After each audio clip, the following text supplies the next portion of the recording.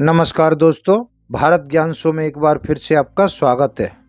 अयोध्या में मंदिर मस्जिद का केस करीब 34 साल तक अलग अलग अदालतों में चलने वाला देश का सबसे लंबा केस है।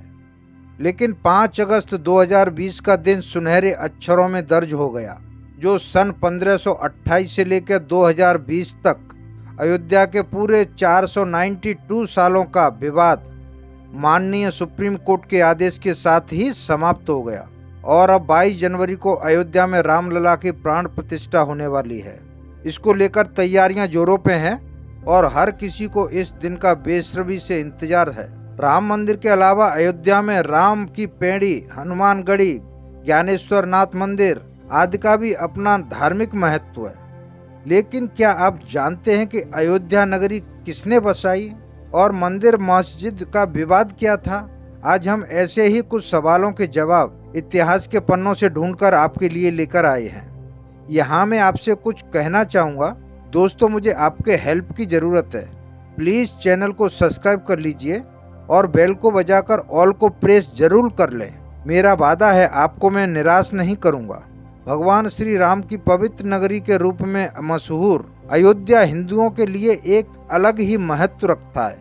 भगवान राम की नगरी होने के नाते इसे एक धार्मिक नगरी भी माना जाता है। भगवान राम के प्रति श्रद्धा रखने वालों के लिए अयोध्या सबसे महत्वपूर्ण धार्मिक स्थानों में से एक है।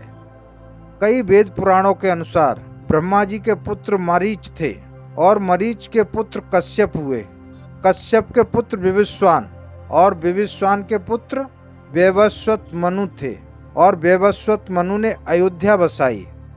माना जाता है कि वैवस्वत मनु सूर्य के वंशज थे, इसलिए भगवान राम भी सूर्य के वंशज ही हुए, इसीलिए उन्हें सूर्यवंशी कहा जाता है।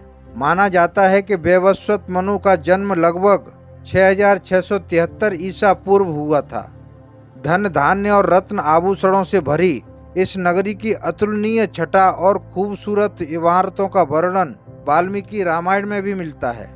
इसीलिए तो महर्षि वाल्मीकि ने रामायण में अयोध्या नगरी की शोभा की तुलना करते हुए इसे दूसरा इंद्रलोक कहा।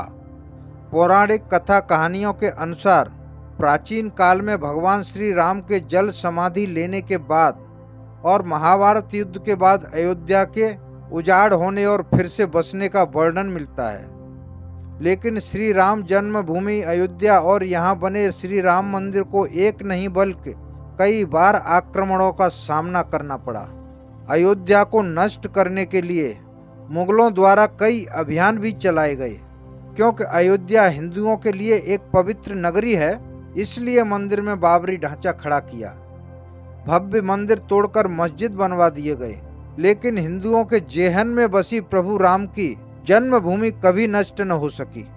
वैसे तो अयोध्या नगरी का इतिहास त्रेता युग से भी पुराना है, लेकिन आपको बताएंगे अयोध्या नगरी में विवाद से लेकर विध्वंस, निर्माण और उद्घाटन तक श्री राम जन्मभूमि अयोध्या के 500 सालों के बारे में। ईस्वी सन 1528 में मुगल बादशाह बाबर के सलाहकार मीर वाकी ने विवादित जगह पर मस्जिद का निर्माण कराया। इस स्थान को लेकर हिंदू समुदाय के लोगों ने यह दावा किया कि यहाँ भगवान राम की जन्मभूमि है और इस स्थान पर एक प्राचीन मंदिर भी था। हिंदू पक्ष के लोगों ने मस्जिद में बने 3 गुम्बदों में से एक गुम्बद के नीचे भगवान राम का जन्म स्थान बताया। ईस्वी सन 1853 से 1949 श्री राम जन्मभूमि पर जहां मस्जिद का निर्माण किया गया, वहां के आसपास के कई स्थानों पर पहली बार 1853 में दंगे हुए। इसके बाद 1859 में अंग्रेजी प्रशासन ने विवादित स्थान के पास बाड़ लगा दी और मुसलमानों को ढांचे के अंदर तो वहीं हिंदुओं को बाहर चबूतरे के पास पूजा करने की इजाजत दे दी। लेकिन असली विवाद 23 सितंबर 1949 को हुआ, जब मस्जिद में भगवान राम की मूर्तियां मिली तो हिंदू समुदाय भड़क गया। इसे लेकर हिंदू समुदाय के लोग कहने लगे कि यहाँ साक्षात भगवान राम प्रकट हुए हैं। वहीं मुस्लिम समुदाय के लोगों ने आरोप लगाया कि किसी ने चुपके से यहाँ मूर्तियां रखी हैं। ऐसे में यूपी सरकार ने तुरंत मूर्तियों को वहां से हटाने के आदेश दिए। लेकिन जिला मजिस्ट्रेट के नायर ने धार्मिक भावना को ठेस पहुंचने और दंगे भड़कने के डर से इस आदेश को मानने में असमर्थता जताई। इस तरह से सरकार द्वारा इसे विवादित ढांचा मानकर ताला लगा दिया गया। 1950 फैजाबाद के सिविल कोर्ट में दो अलग अलग अर्जी दाखिल हुई। इसमें एक तो विवादित भूमि पर रामलला की मूर्ति की इजाजत और दूसरी मूर्ति रखे जाने की इजाजत के लिए थी।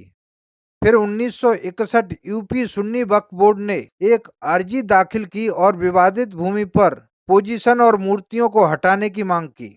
1 फरवरी 1986 में यूसी पांडे की याचिका पर फैजाबाद के जिला जज के पांडे ने हिंदुओं को पूजा करने की इजाजत दे दी और ढांचे पर लगे ताले को हटाने का आदेश दिया। 6 दिसंबर 1992 को बीएसपी और शिवसेना समेत कई संगठनों के लाखों कार सेवकों ने विवादित ढांचे को गिरा दिया। इससे देश भर में सांप्रदायिक दंगे भड़क गए और हजारों लोग मारे गए।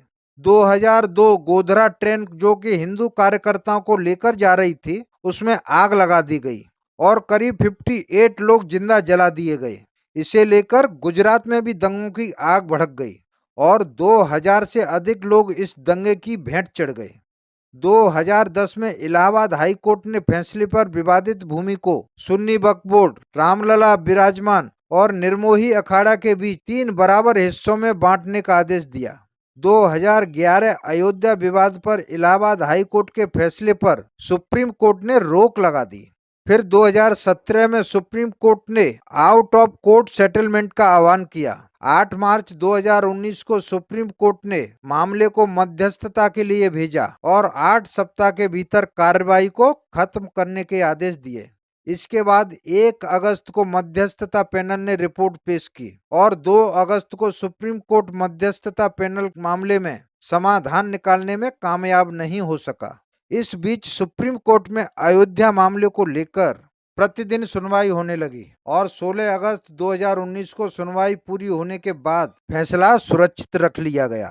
9 नवंबर 2019 को सुप्रीम कोर्ट के 5 जजों की बेंच ने श्री राम जन्मभूमि के पक्ष में फैसला सुनाया। इस फैसले में 2.77 एकड़ विवादित भूमि हिंदू पक्ष को मिली और मस्जिद के लिए अलग से 5 एकड़ जमीन मुस्लिम पक्ष को देने का आदेश दिया। 5 मार्च 2020 को पूरे 28 साल बाद रामलला टेंट से निकलकर फाइबर मंदिर में शिफ्ट हुए और इसके बाद 5 अगस्त को नरेंद्र मोदी के हाथों भूमि पूजन हुआ। अब एक बार फिर से श्री राम की जन्मभूमि अयोध्या में रामलला का भव्य मंदिर बनकर तैयार हो चुका है। करीब 500 साल के लंबे इंतजार और कड़ी लड़ाई के बाद आखिरकार 22 जनवरी 2024 को श्री राम जन्मभूमि अयोध्या में भव्य राम मंदिर का अभिषेक समारोह आयोजित किया जाएगा। ये सनातन प्रेमियों के लिए भक्ति, खुशी और उत्साह का पल होगा। ये अवसर किसी त्योहार से कम नहीं होगा। 22 जनवरी को राम मंदिर के अभिषेक व प्राण प्रतिष्ठा के बाद 24 फरवरी 2024 को प्रधानमंत्री नरेंद्र मोदी द्वारा मंदिर का उद्घाटन किया जाएगा।